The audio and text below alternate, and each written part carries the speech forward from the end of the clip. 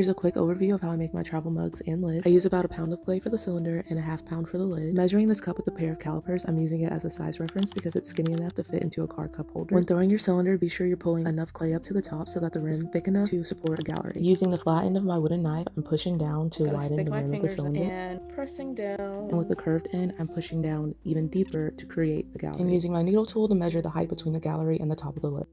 So that is your gallery. That is where your lid is gonna sit. I'm just gonna play around with this a little bit more until it's like as clean as I want it to be. Make sure this is a right angle. Okay, I'm not gonna talk or try to explain throwing the lid. I'm just gonna throw it. I hope that, you know, whatever I'm doing makes sense. Careful, don't mess it up like me, but let me show you some lid anatomy. So we have our lip, gallery. We have our flange. This is what keeps the lid from falling out when you're drinking out of the cup or pouring teapot, whatever. Flange and the gallery are measured together. What I meant to say here was the top of the lid and the lip of the cylinder get measured together.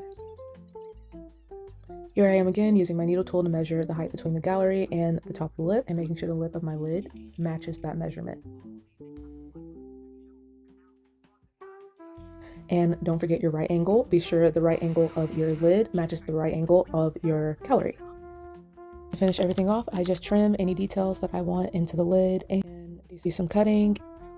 I also like to throw a finial onto my lid, and that's it. That's how I make my travel mugs.